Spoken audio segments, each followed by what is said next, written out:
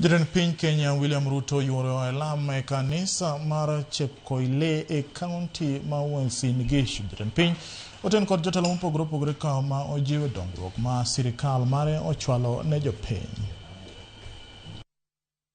Lakini vile nimewaona nyinyi, nimeona meya wetu wa zamani hapa Bwana Ruto na kamati yake na wananchi wa sehemu hii.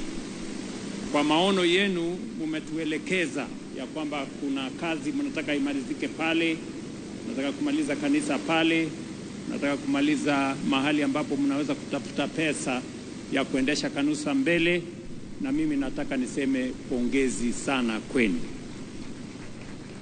Tumefika hapa tushirikiane na nyinyi ndio tuweze kukamilisha mipango yenu na tuweze kusonga mbele kama sehemu hii na kama kanisa katika sehemu hii.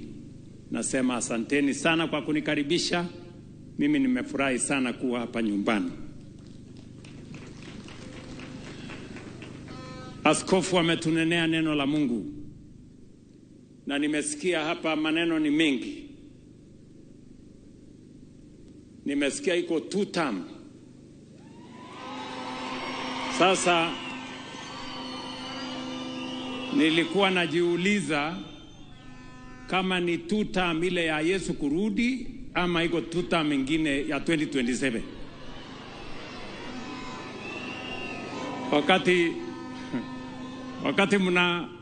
Wakati mnaongea 2 term, pia mjipange kwa sababu Yesu anarudi tena mara ya pili. Msije mkasahau. Na hapo inahitaji pia kujipanga. Hapo Yesu akirudi asikukute wewe bado uko pembeni. Uwe umejipanga vizuri. Mnanielewa? Na mimi nawasema asante sana watu wa hapa Uasin Gishu kwa kuniunga mkono, kwa kuombea taifa letu la Kenya, kwa kuniombea. Ile kazi yote nimeweza kufanya katika taifa letu la Kenya haingewezekana bila ya mchango wenu wa maombi na support yenu. Mimi nasema asante sana. I don't take it for granted that there are millions of people who support, who pray, and people of goodwill so that we can develop our nation together. Nafasi niliyopata kuwa kiongozi wa taifa letu la Kenya ilianza na nafasi mlionipatia hapa nyumbani. Mimi nasema asante sana. Na vile nilikuwa mtu wa bidii hapa nyumbani, bado mimi ni mtu wa bidii katika taifa letu la Kenya. Na ndio ni kwa sababu nilisema katika uongozi Mungu amenipatia, tutapanga vile sehemu zote za Kenya zitajumuishwa katika maendeleo ya taifa letu. Na hakuna sehemu ya Kenya, vile nyinyi mnaelewa, kulelewa kwetu hapa Uasin Gishu, tumelelewa na jamii zote za Kenya.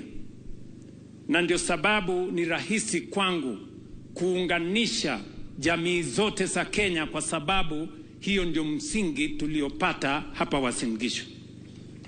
Ndio sababu hiyo kila sehemu ya Kenya, Western Kenya, Nyanza kule Coast, kule Northern Kenya, Central Kenya, Eastern Kenya, sisi wote pamoja na bonde hii la Ufa, nimeweka maanani kuwaunganisha wa Kenya wote, kwa sababu hivyo ndivyo pia neno la Mungu linapotufundisha. Kwa hivyo nimefurahi sana kufika hapa. Najua viongozi hapa wameongea mambo ya maendeleo ya sehemu hii. Mimi nafurahi ya kwamba hawa viongozi wanashirikiana pamoja na mimi na wananchi wa hapa katika maendeleo ya Uasin Gishu County na sehemu hii yote.